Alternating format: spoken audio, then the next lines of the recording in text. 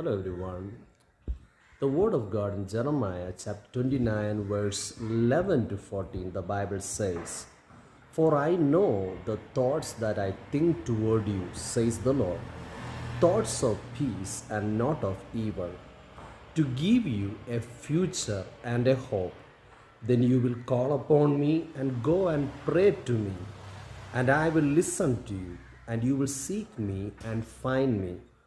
When you search for me with all your heart, I will be found by you, says the Lord." എൻ്റെ മലയാളം ഇങ്ങനെ പറഞ്ഞിരിക്കുന്നത് യിരെമ്യാവ് 29 അധ്യായം 11 മുതൽ 14 വരെയുള്ള വാക്യം.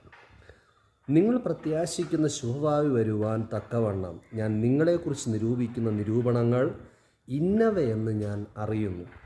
അവ തിന്മയ്ക്കല്ല നന്മയ്ക്കത്രയുള്ള നിരൂപണങ്ങളെന്ന് യഹോവയുടെ അരുളപ്പാട്.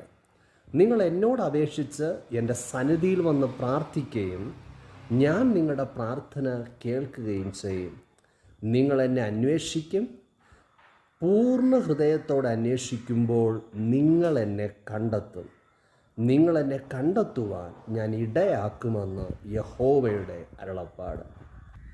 So here the word of God is saying that God has a great plan for our life, isn't it? He saying his desire is our good future. ഇവിടെ ദൈവവചനം പറയുന്നത് നമ്മെക്കുറിച്ചുള്ള ദൈവത്തിൻ്റെ ഇഷ്ടം നല്ല ശുഭഭാവിയാണെന്നാണ് വേദപുസ്തകത്തിൽ എഴുതിയിരിക്കുന്നത്. But only the one the thing that we should aware on is we must know what is the right track of for our life that towards success. അല്ലേ, അപ്പോൾ ഇതിൽ ഒരു വിഷയം എന്ന് പറയുന്നത് നമ്മൾ ശുഭഭാവിയിലേക്ക് നയിക്കുന്ന വഴി, നമ്മൾ തിരഞ്ഞെടുക്കുന്ന വഴി ഏതാണ്, ഏത് വഴിയെ ഞാൻ സഞ്ചരിച്ചാൽ ആ വഴി എത്താൻ കഴിയും എന്ന ആ ഒരു ചോദ്യമാണ് നമുക്കിവിടെ പ്രസക്തമായ ഒരു ചോദ്യചിഹ്നം വരുന്നത്. So here God also he said like this, if you seek the Lord and pray to the Lord, he will give you the advices for to choose which way you should take. Hallelujah. ഇവിടെ ദൈവവചനത്തിൽ എഴുതിയിരിക്കുന്നത് ദൈവസന്നിധിയിൽ അടുത്തു ചെന്ന് പ്രാർത്ഥിക്കുമ്പോൾ നാം തിരഞ്ഞെടുക്കേണ്ടുന്ന വഴി ഏതാണെന്ന് ദൈവാത്മാവ് നമ്മുടെ ഹൃദയത്തിൽ പ്രകാശിപ്പിച്ചു നൽകും. Also read this scripture when you get time.